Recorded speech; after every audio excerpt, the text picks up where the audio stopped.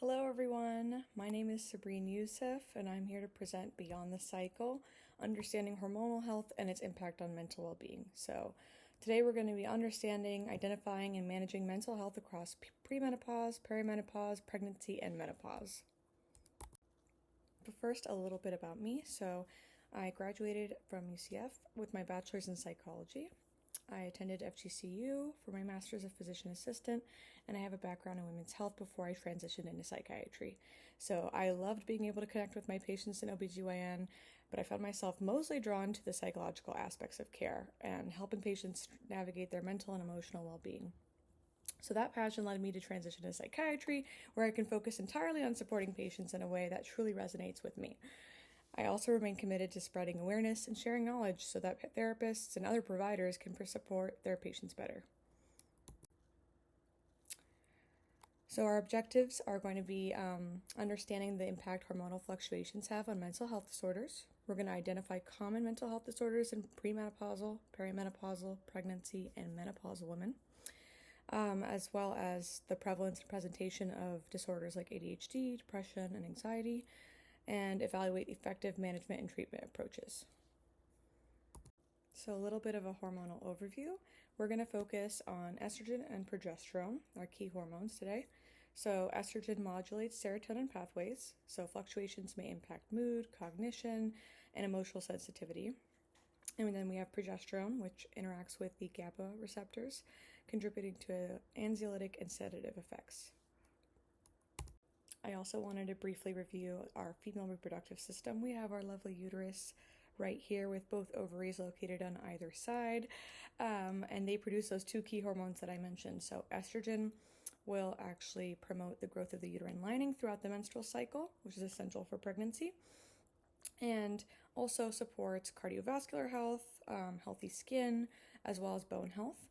And then we have progesterone, which stabilizes that uterine lining, and is essential for maintaining pregnancy and also promotes better sleep as well as calming effects. So these hormones work together to keep the reproductive system balanced, but also impact the other overall physical and emotional well-being. So we have the seasons of hormonal changes. So we've got premenopause, where stable hormone levels are in reproductive years, perimenopause, where we have hormonal fluctuations leading to changes in mood and cognition, pregnancy, where we've got a surge of hormones essentially, and menopause, where it's the opposite. We have bottoming out levels of the hormones, so lower levels of estrogen, lower levels of progesterone, with significant implications for mental health.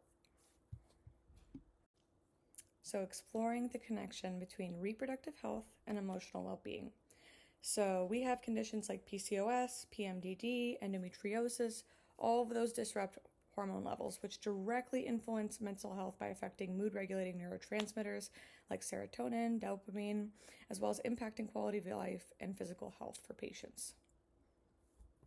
So first we have polycystic ovary syndrome, which is a bit of a misnomer in itself. A lot of patients kind of picture like, oh my goodness, I have PCOS. Does that mean I have a bunch of cysts on my ovaries, like just sitting on top waiting to burst?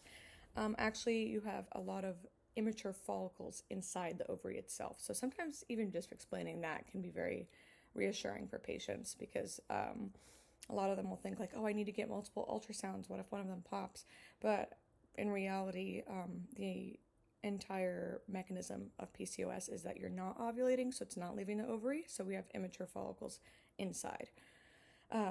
It is an endocrine disorder. It's very common, and it's characterized by irregular or absent ovulation, hyperandrogenism, and polycystic ovaries on ultrasound. So you don't actually need all three to be diagnosed with it. Typically, we use the Rotterdam criteria, which means we just need 2 out of those 3.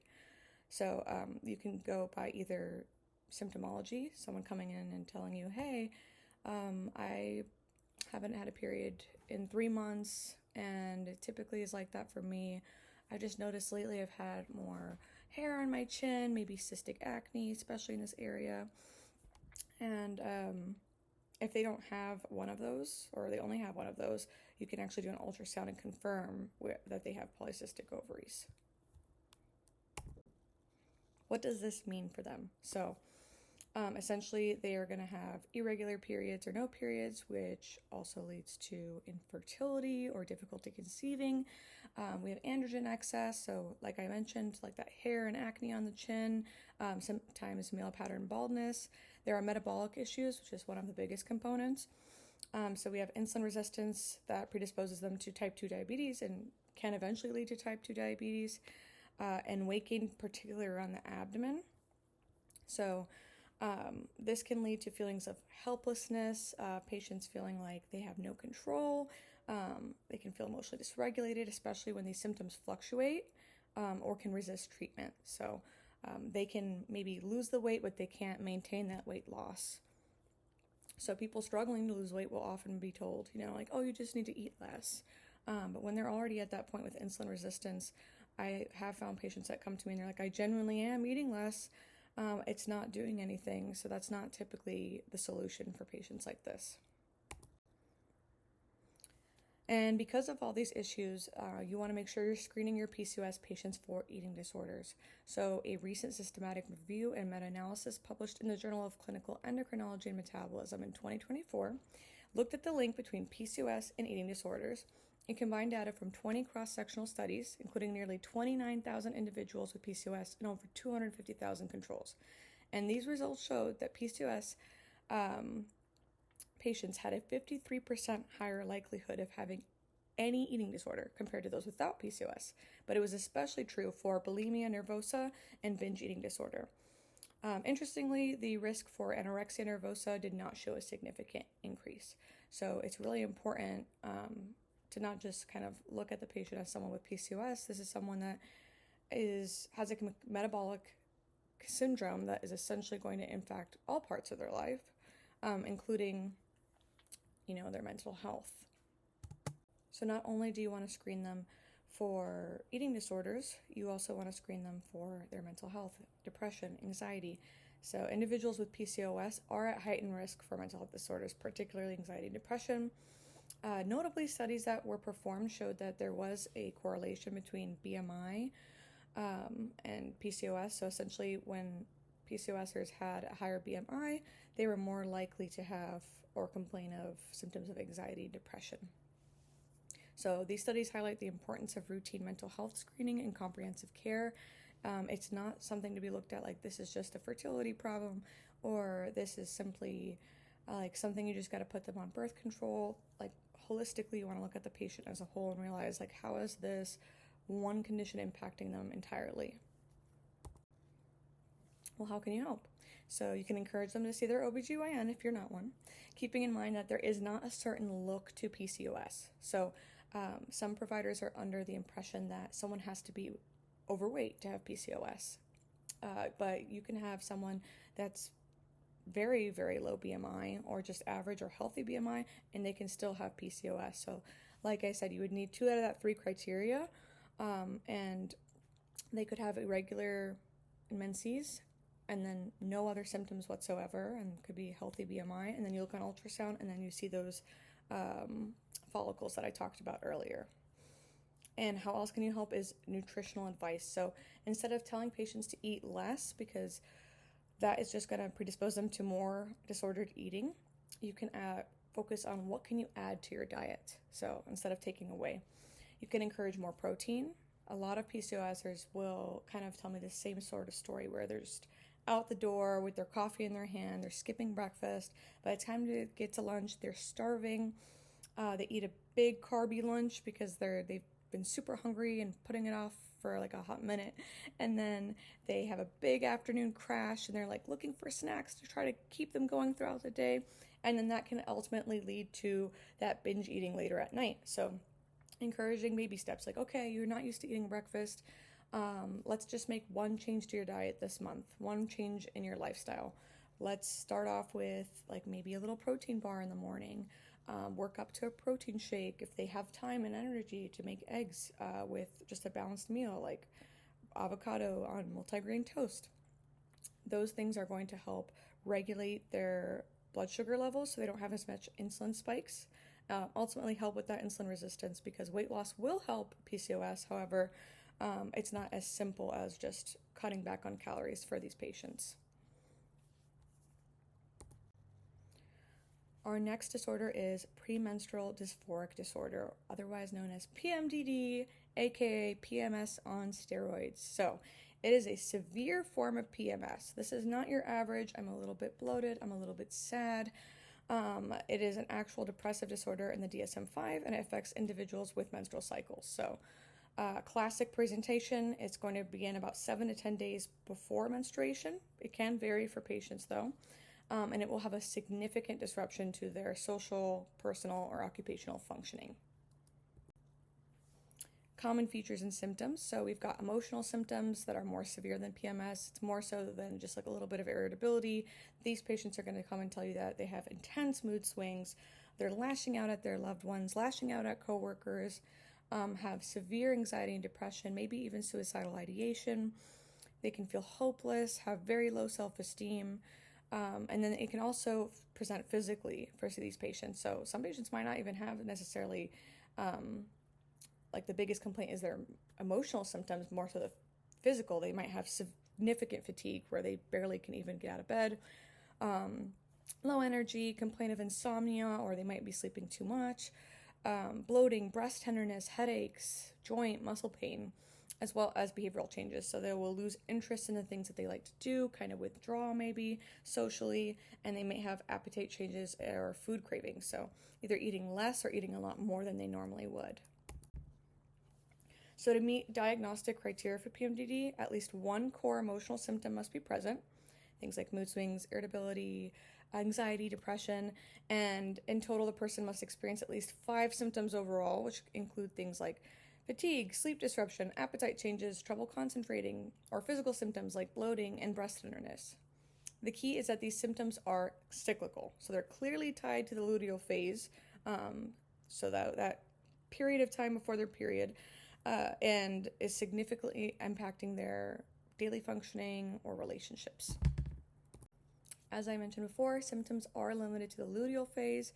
I have heard that from some patients though, that like they get maybe 1 good week out of the month where they feel like themselves, and then as soon as their period comes, it's like a switch and they're like, oh, sweet relief, I'm back to myself, and then it slowly kind of progresses back into those like complaints again, where they just begin to dread it essentially, and it can feel like almost turning into a werewolf, like you're just someone that's not yourself, not your usual happy personality, unable to really enjoy things, which is really distressing for these patients. You want to make sure that you're considering any differential diagnoses, so you want to rule out other mood or anxiety disorders that might worsen premenstrually, and then you want to make sure that they're tracking their cycles, especially with maybe like an app, something that's convenient. So PMDD versus PME, which is premenstrual exacerbation. So PME refers to the worsening of a pre-existing mental health or medical condition during the luteal phase. So unlike PMDD, PME is not a distinct disorder. It's not in the DSM, but it's rather an amplification of symptoms tied to another condition, such as depression, generalized anxiety, bipolar, chronic migraines, or other physical health conditions. So what's the difference? PMDD is a distinct mood disorder linked to the menstrual cycle. So typically just in that luteal phase, that is when they are experiencing those symptoms. PME is, I already have those symptoms, they're just getting a lot worse during the luteal phase. Why does it matter? So you don't want to miss any underlying depression or bipolar disorder or any other diagnosis by just being limited to the menstrual cycle itself. So let's say a patient with ADHD reports stretches of time where they experience impulsivity, racing thoughts, irritability, insomnia, hopelessness, followed by a period of maybe almost euphoria because they're having relief from those symptoms. Someone could look at this patient and think that they have bipolar 2 and are presenting with hypomanic symptoms and completely miss that in reality it's only around their menstrual cycle, and that's because the patient themselves may not have actually realized that. So now they have a lifelong diagnosis that's incorrect, that could have been resolved with something like hormonal treatments, and are limited to now a different class of medication that has its own set of side effects. So we want to make sure that we're being very careful of differentiating the two. And if there's any confusion, like I said, having patients track their symptoms. So there is a link of suicide and self-harm with PMDD. A global study published in BMC Psychiatry in 2022 looked at people with prospectively confirmed PMDD and found something staggering. 34% attempted suicide at some point, and 72% had experienced suicidal thoughts. So this highlights just how serious PMDD can be and why it's critical for us as providers to take these symptoms seriously and screen for suicide risk. PMS and ADHD. So, hormonal fluctuations and ADHD symptoms. There is a link between estrogen and dopamine. So, right before our cycle is about to start, we as women, we have a dip in estrogen. Estrogen and dopamine are connected.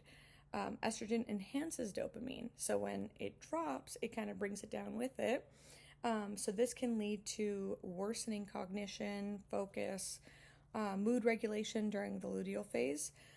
For someone who already struggles with that, like someone with ADHD, this can be debilitating. There's also a progesterone impact. So progesterone can rise during the luteal phase, which can further contribute to that mood instability and fatigue. So just kind of compounds on each other. It can exacerbate ADHD-related challenges. So we've got that heightened brain fog, forgetfulness, that amplified emotional reactivity that's already kind of present with ADHD at baseline, and difficulty managing time and tasks. People might notice that their ADHD meds are just not effective, and they may not put that kind of connection of like when it's not working, but they might just complain, hey, it's like almost like it's like I took nothing today. My ADHD meds are not working, and oftentimes I'll ask them like, okay, where are you at in your cycle? And that will be like a key component there. Something that we're just not asking enough, I believe, as providers, is linking everything back to the menstrual cycle in a way that's not demeaning or invalidating to the patient's concerns, but informative. So having that explanation, where are you at in your cycle? Oh, like I've noticed like you're in your luteal phase. We should probably start tracking that because there is a link between ADHD and PMDD. It all goes back to that symptom tracking. Individuals with ADHD should track their symptoms across their menstrual cycle to identify patterns, because we as healthcare providers can adjust ADHD medication dosages or timing during the luteal phase to account for the hormonal changes. We can also do co-management with mood stabilizing strategies like SSRIs, therapy, as well as lifestyle modifications. If they know when to predict this is going to happen, they can kind of plan their life around it. Our key takeaway here is that for individuals with ADHD, PMS is not just a physical challenge. It directly impacts cognitive and emotional functioning, often requiring tailored adjustments to medication and management strategies. For someone who already struggles to focus, when they struggle with their executive function as their baseline, PMDD can ruin their lives. That is a significant portion of their time every single month that's being taken away from them.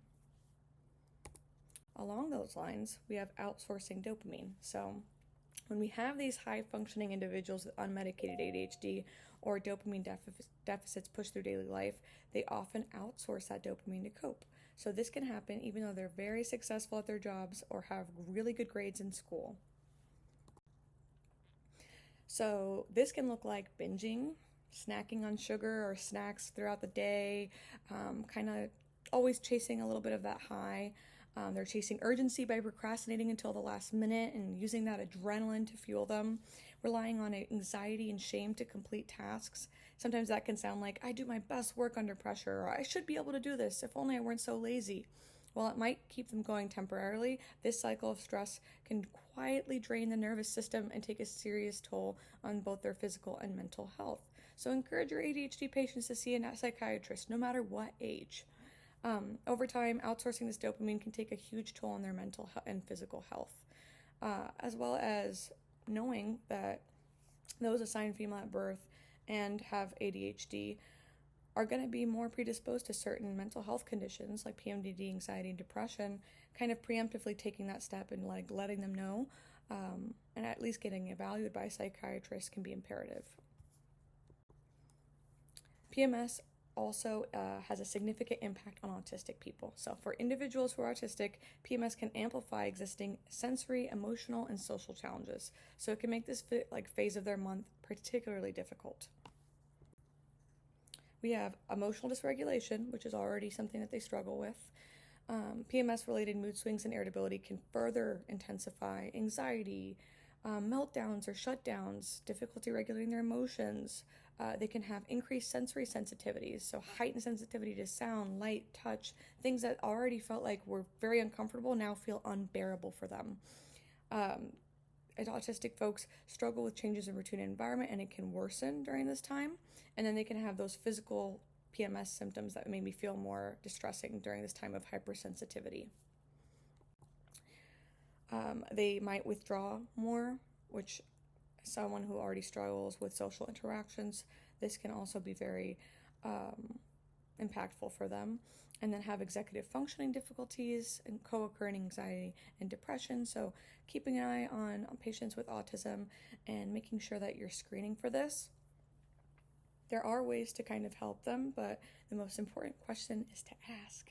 So I have had patients kind of come in and maybe their parents bring them in and they're like, I don't understand. Like they just have these random meltdowns out of nowhere. Usually they had just turned 12, 13.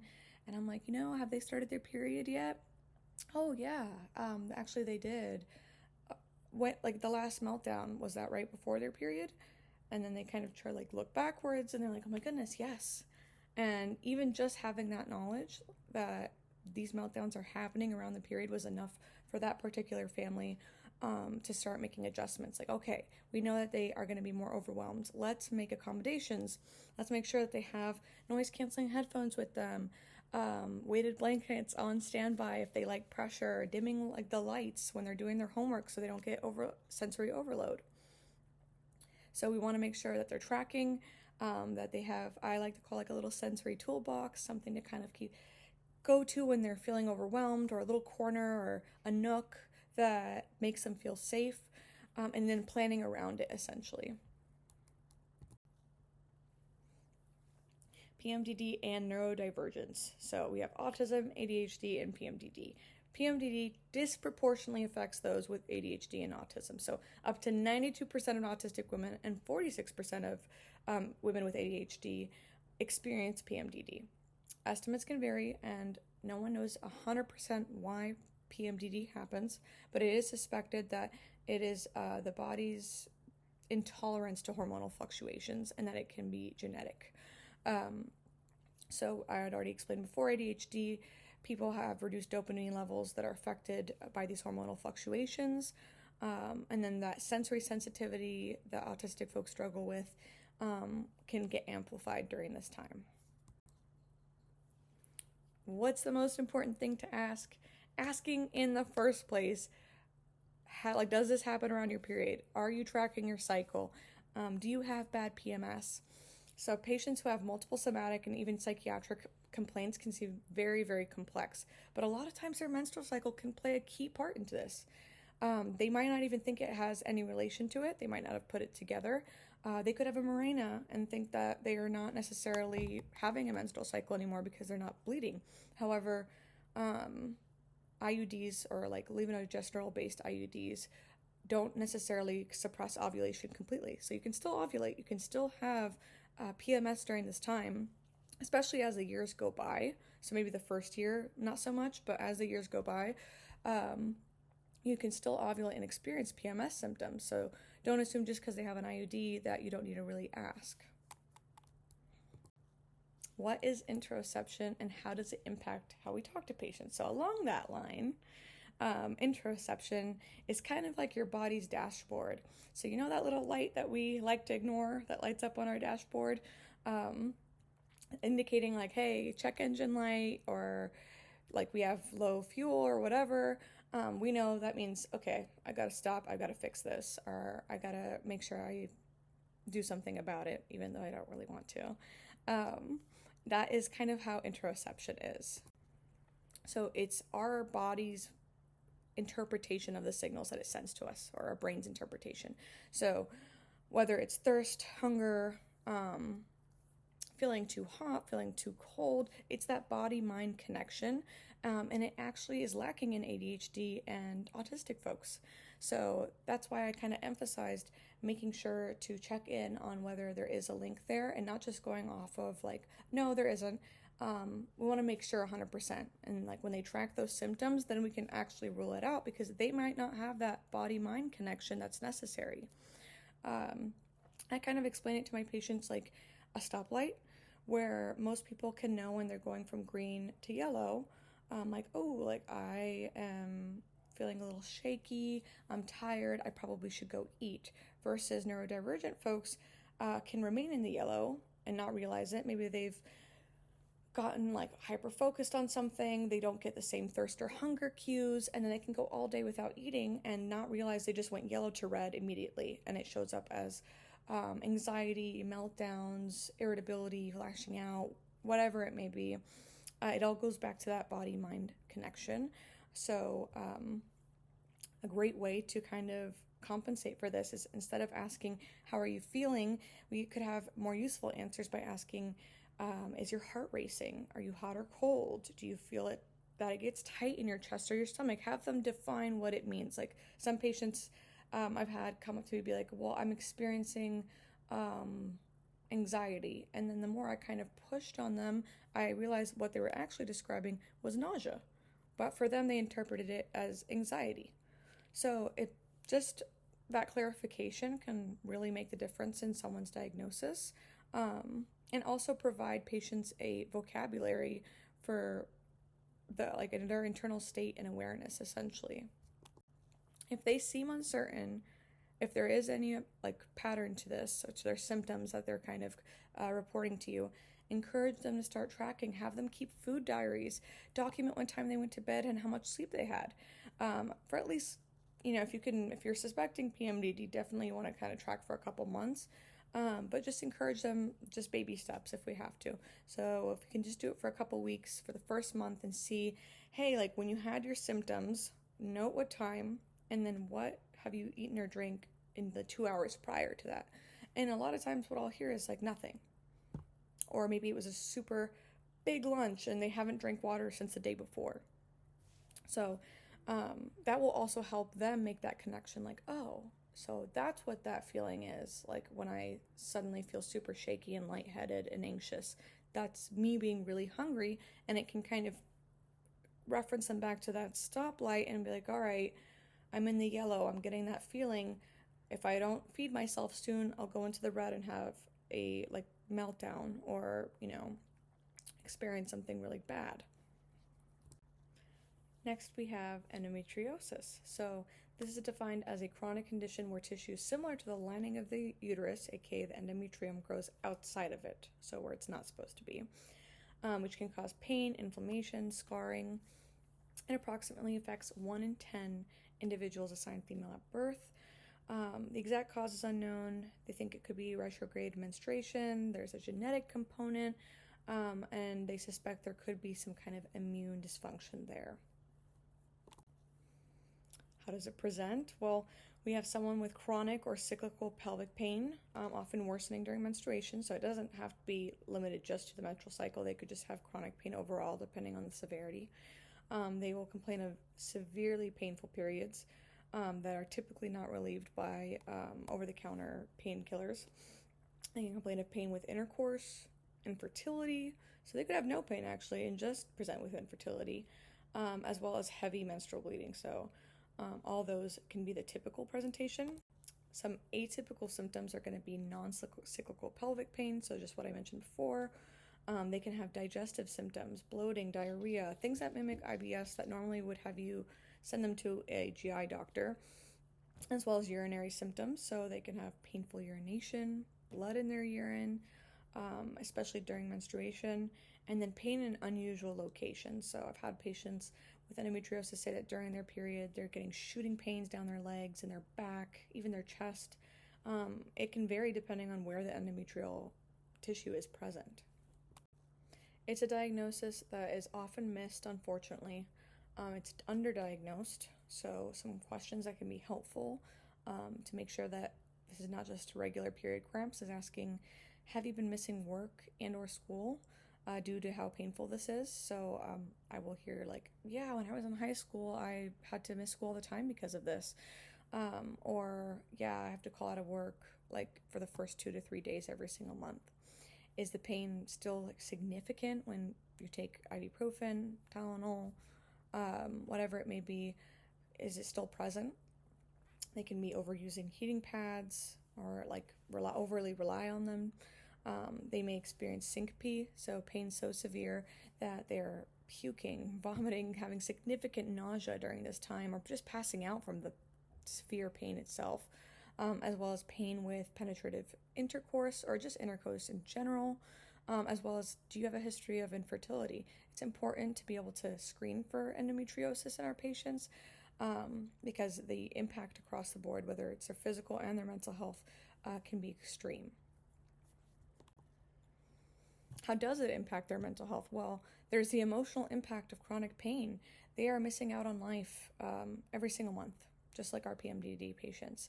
This persistent pain can lead to hopelessness, frustration, isolation, and unfortunately, it can feel like their baseline. So it's important to ask those questions because this is all they've ever known. So, and patients with like severe endometriosis, I've noticed, will often kind of dismiss it, where they're just like, yeah, I throw up for my period. That happens every single month. And maybe their parents don't really think any differently because their mom also struggled with that too. But overall, they're going to notice that they have increased prevalence of anxiety and depression due to the physical and emotional toll. There's an impact on quality of life. So they have to kind of work their whole life around this. They can't really do anything. They might lose their jobs. They might need FMLA. And then there's the stress of infertility if it leads to that. So it's a spectrum of how bad it'll be. Like, you just never know with endometriosis. It really depends on where it's located. It could just be very minor, but located in a very painful spot. And then, like I said, some patients may be completely asymptomatic. So some providers might notice that they score very high on the PHQ-9, send them home with an SSRI or maybe a psych referral. When in reality, missing a diagnosis like this can ruin patients' lives because endometriosis can progress. It can spread. It can go to other organs. And as well as, like I said, just take away from their quality of life every single month, especially if it's progressive.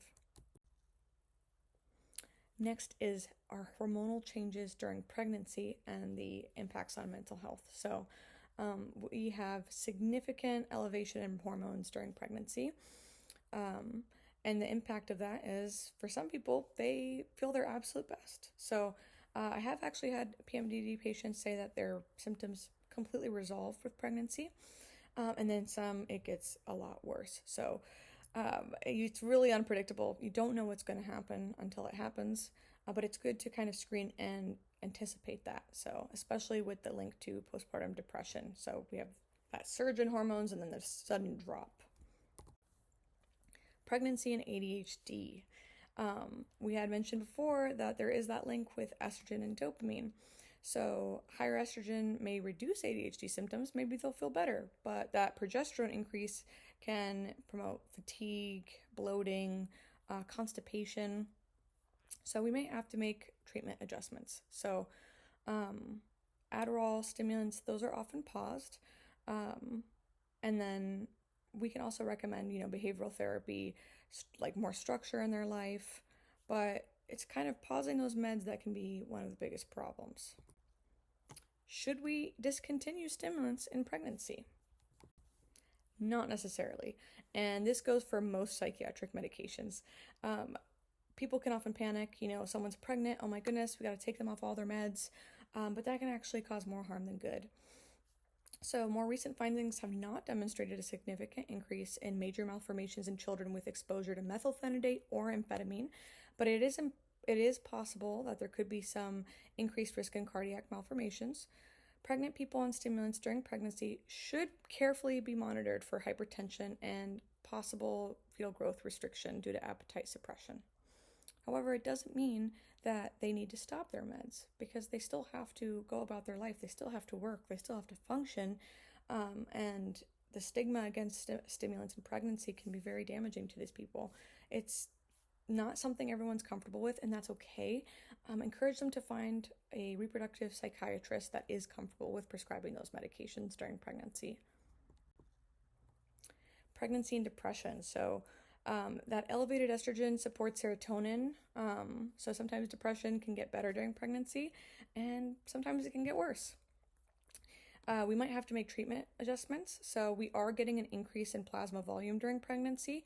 So it's almost like that a dilution process, essentially, where maybe their 50 milligrams of sertraline that they were on was enough prior to pregnancy, but now it's not enough because of the increased blood volume. So we also have increased CYP2D6 activity, so essentially can get metabolized faster as well. We might have to increase it during that, and being able to monitor and say, hey, how's your anxiety been doing? How's your depression been doing? Can be really important because we might have to increase the meds. So depression can get worse, and anxiety can get worse in pregnancy. So that progesterone increase can either calm our patients or exacerbate that pre-existing anxiety, especially during those first 12 weeks when we're not even sure if the pregnancy will take. There's that fear that, oh my goodness, like, am I going to do something wrong? And then that underlying generalized anxiety disorder is just in full-fledged panic at this point. So having them go to therapy, CBT, and relaxation techniques, as well as low-dose SSRIs can really help these patients. And just understanding that SSRIs and psych meds can be safe in pregnancy. Not all of them are indicated, but as long as you have someone that's experienced with it, it can be totally safe, and we don't have to be limited to just a few meds. So that pregnancy had that surge of hormones. Now we're having that really sudden drop right after birth, especially with breastfeeding, essentially. So that kind of promotes the hormones to stay low. So postpartum depression is a serious mental health condition that occurs after childbirth, and it's characterized by persistent feelings of anxiety, sadness, exhaustion that interferes with that person's daily life. So it affects about 1 in 7 individuals after giving birth, so it's pretty significant. And it can present like emotional symptoms, so they could just feel sad, or like, I just can't stop crying, hopeless, feeling numb. They might have difficulty concentrating, making decisions, or obsessive thoughts. So there are some people that will develop OCD postpartum and feel like, I have to check on the baby every few minutes. Something's going to happen. They might have intrusive thoughts that they're too scared to share with you, where they're like, what if I dropped my baby? What if I did this to my baby? But they don't actually want to. So they feel very distressed by these thoughts and very, go kind of into like a cycle of shame, where it's like, I'm a bad mother. Why would I think like this? There can be behavioral symptoms, so they can withdraw from their loved ones, have loss of interests or anhedonia, changes in their eating or sleeping habits. So a lot of them will come in and just like, I can't sleep, I can't turn my brain off. And then there can be those physical symptoms, headaches, fatigue, low energy, stomach aches. So it can kind of vary from person to person on how it's going to present. What causes it? So we have a rapid decline in estrogen and progesterone after childbirth. So it's almost going into a pseudo-menopausal state. Our poor mom is sleep deprived, which is going to exacerbate everything. There is the psychosocial stress where there's a huge life change that just happened. They might not have the support that they need. Moms would come in and be like, my mom's been helping me out, but she has to go back soon. I'm panicking. How am I going to do this alone? My husband works. And then there's the breastfeeding component. So something called DMER, so dysphoric milk ejection reflex. So it's an abrupt emotional drop that occurs in some women just before milk release, and it continues for not more than a few minutes usually, but can contribute to overall mood. So they can range from wistfulness, sadness, maybe they might want to cry while breastfeeding, or just have a lot of self-loathing, or help contribute to this disconnect between them and their baby. It can be suspected that it's from a sudden drop in dopamine when that milk release is triggered. So this can be very discouraging for women. A lot of people don't talk about it.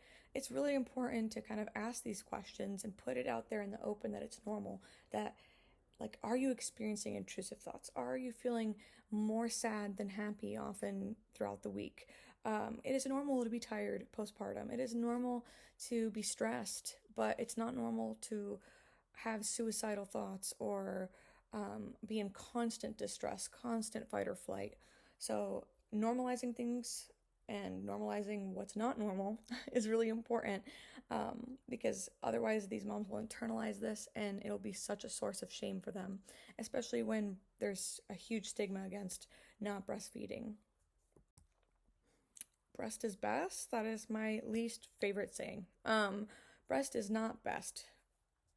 What's best is a happy mom. We need to keep mom safe first. So a lot of times in pregnancy, moms get kind of put on the wayside. They are not prioritized anymore. Now it's just baby, baby, baby, but they still matter too. So we got to make sure we're not just prioritizing, oh, well, breast is best, so we got to stick with that. If that is causing mom significant distress, she is having recurrent cases of mastitis. It is painful. She's not able to get baby to latch. It is a significant source of stress for her. She can't find the time to do it. It is okay to just tell them to go to formula, and you've got to normalize that for them too and be like, as long as you're happy and healthy, your baby's going to be happy and healthy too. But if you're suffering, you're not going to be able to show up for your baby as you usually would. We want to make sure that we don't miss the signs of postpartum depression. The impact on mental health is significant, so it can increase their risk of developing chronic anxiety, depression afterwards. It can strain that relationship with their baby and that bonding that's really important early on. And it can lead to intrusive thoughts or, in severe cases, postpartum psychosis. So there are ways to screen for it. Risk factors would include personal or family history of postpartum depression, if they have a mental health condition, so previous episodes of depression, anxiety, if they have bipolar disorder, if there's a family history of mental health disorders, if there is unintended pregnancy, that's very stressful. They might not have the support system in place for that. Sleep deprivation, so that's going to put them at heightened risk due to the poor sleep quality in postpartum period, as well as a history of trauma and abuse. So, neurodivergence and postpartum depression. A large Swedish study looked at the data from over 700,000 women, and it found that those diagnosed with ADHD before pregnancy were 5 times more likely to experience postpartum depression compared to those without ADHD. As well as autism and postpartum depression, they found that autistic birthing individuals had a significantly higher risk of postpartum depression than those without developmental disabilities. The impact of hormones on autism. Well, higher estrogen can support oxytocin and promote social engagement, but it can also increase sensory sensitivities. So they might need more sensory support during this time. They might need more support in general, as well as for their emotional responses during this period. If you think about it, pregnancy is a sensory nightmare, essentially. People can feel very claustrophobic in their own body. There's a baby pushing all of your organs out of place and kind of cramming in there as time goes on. It can be very, very uncomfortable, very distressing for these patients. Just a little overview. So we've got postpartum estrogen and progesterone that drops and leads to mood issues. We want to make sure that they have supportive counseling. So if we're doing that kind of screening beforehand and they meet criteria to essentially be, okay, you might have postpartum depression, you have a current history of depression or depression in the past or past suicide attempts or history of trauma, maybe let's get ahead of it and start therapy beforehand. We can talk about using SSRIs to manage postpartum depression. So we can get ahead of it and as well as treat it. So our hormonal fluctuations and mental health disorders. Just a little overview again. We have estrogen that affects serotonin, progesterone influences GABA, and now we've got the roller coaster that is perimenopause. So, perimenopause brings a surge of mental health issues, which is driven by hormonal inconsistency. So typically in the premenopausal phase, we have fairly stable hormonal fluctuations. In perimenopause, There are no rules, and you don't really know when it's going to start for a patient, unfortunately. It can cause an increase in mood swings, anxiety, and depressive symptoms. It is this transitional phase that we are going from premenopause, early reproductive years to menopause, and that can range from like late 30s to 40s to late 40s if they're really lucky. It can last from a few months to up to 10 years. So patients might be complaining of irregular periods, like, oh, my cycles are getting shorter, or they're actually like longer and heavier than they ever have been before. I'm getting hot flashes, night sweats. It's hard to sleep at night. So we talked about how progesterone can impact sleep. They're going to complain about mood swings, irritability, the physical changes associated. So weight gain, bloating, changes in their skin texture. I've even heard patients tell me that their body odor has changed as well due to the hormonal fluctuations. There can be some atypical symptoms like brain fog, joint pain, sexual changes, vaginal dryness and pain during intercourse, or decreased libido.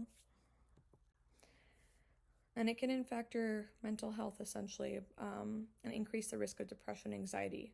So it's worse in people with pre-existing conditions like PMDD, bipolar disorder, depression, anxiety.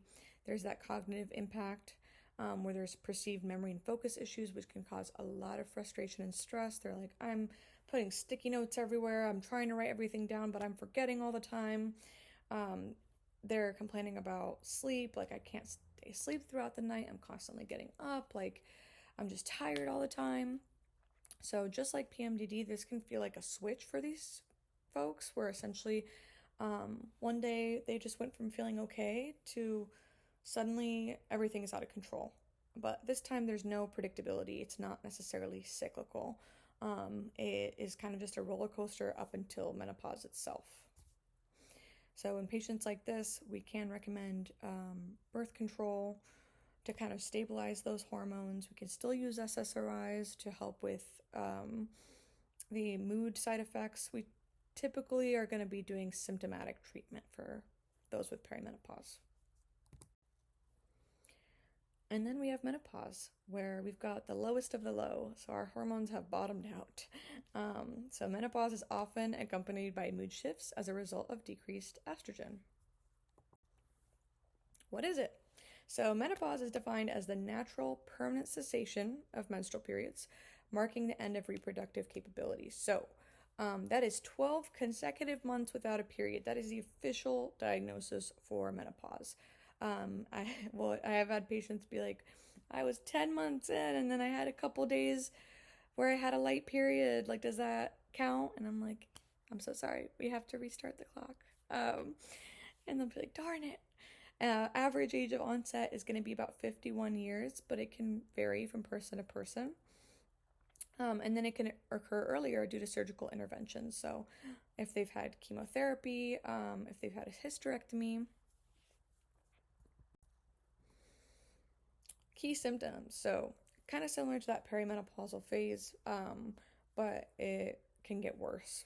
You have worsening hot flashes, night sweats where they're just soaking through their clothes, very uncomfortable vaginal dryness, maybe chronic UTIs, sleep disturbances, fatigue, joint pain, muscle stiffness. They're going to have mood swings, irritability, increased risk of depression, anxiety, that brain fog we mentioned. Is everyone going to experience menopausal symptoms? No. There is a lucky few, about 25%, that won't, but 75% will. And the long-term health impacts include increased risk of osteoporosis, cardiovascular disease due to declining estrogen levels, which are cardioprotective. So how do we treat this? How do we help these people? Typically with HRT. However, patients are often turned away if they request hormone replacement therapy for quality of life purposes. And why? Because of the Women's Health Initiative trial. So this was a large-scale study launched in 1991 to investigate the effects of HRT, diet modification, and calcium vitamin D supplementation on post-menopausal health. Keyword there. So the HRT component focused on the impact of estrogen-only therapy and combined estrogen-progesterone therapy on chronic disease risks, particularly heart disease, breast cancer, and osteoporosis. So that's what they really wanted to focus on. And what were the key findings? Increased risk of breast cancer, with the combined therapy specifically, increased risk of stroke and blood clots, and then no cardiovascular benefit as they initially hypothesized. The benefits included reduced risk of osteoporosis-related fractures and relief from menopausal symptoms like hot flashes or vaginal dryness. What was the impact due to this study? There was a huge reaction. So sensationalized reports emphasized the risks, particularly of breast cancer, while downplaying the benefits. It created widespread fear of and confusion around HRT for patients and providers alike. So the use of HRT plummeted, leaving many individuals untreated for severe menopausal symptoms. The context that we were missing here is that these were postmenopausal patients. The average age was 63. So younger individuals would face quite lower risks when placed on HRT and would actually receive those benefits. So subsequent analyses show that HRT is safe and beneficial for many younger menopausal individuals when started early. So typically within 10 years of menopause. HRT is no longer a one-size-fits-all approach. Personalized care based on age, health status, and symptom severity is now the standard and should be the standard. Hormone therapy can significantly improve quality of life and the overall health for so many women out there. Unfortunately, not everyone is comfortable with that, and that's okay. If you're not comfortable with HRT, if you're a primary care provider and you're just not able to manage that, or you're worried about comorbidities, it's all right to just say, hey, that's not something that I'm comfortable doing or managing, but here's an OBGYN that will. So some other ways you can help your menopausal patients include SSRIs. There are some SNRIs that are approved for hot flashes, like Effexor. We can recommend HRT, whether that's referring them to a clinic that's more specialized in it, cognitive behavioral therapy, and lifestyle adjustments, even as far as just products. So I will recommend cooling blankets at night so that they don't get overheated. You want to encourage them to do weight-bearing exercises to reduce risk of osteoporosis, supplement with vitamin D, calcium, and just reiterating to them that how important it is for self-care during this time of their life, where oftentimes you have moms that are juggling everyone else and they don't put themselves first. So letting them know like how important diet, exercise, and sleep are. Emphasis on those omega-3s, because as that estrogen drops, we have that reduction in cardiovascular protection if they're not on estrogen replacement, as well as increasing their protein and working on their sleep hygiene. Mindfulness meditation can also help, as well as cognitive behavioral therapy for the anxiety and mood regulation. Hormone testing, not as simple as it sounds. So I'm sure people have struggled with this, where the patient comes in requesting hormones because they might have a hormone imbalance, or they suspect they do. Hormone levels fluctuate daily for those assigned female at birth, and will drastically change throughout the hormonal cycle. So results from a single test will most likely not represent overall hormone levels. If we want to target it, timing is crucial. Specifically, if you want estrogen, you want to make sure that you're getting day 3 estradiol, as well as FSH. And then if you want progesterone levels to be accurate, it should be mid-luteal phase, day 21, if it was like a 28-day cycle, to see if they are properly ovulating. Why should we test hormones? So hormone testing is useful to assess reproductive health and diagnose or rule out conditions like PCOS, premature ovarian failure, menopause, although that is not diagnostic, only suggestive, but it can be helpful for those that maybe had a hysterectomy but still have their ovaries and they're not sure, or maybe they have a Mirena IUD and they're like, I don't know, am I in menopause?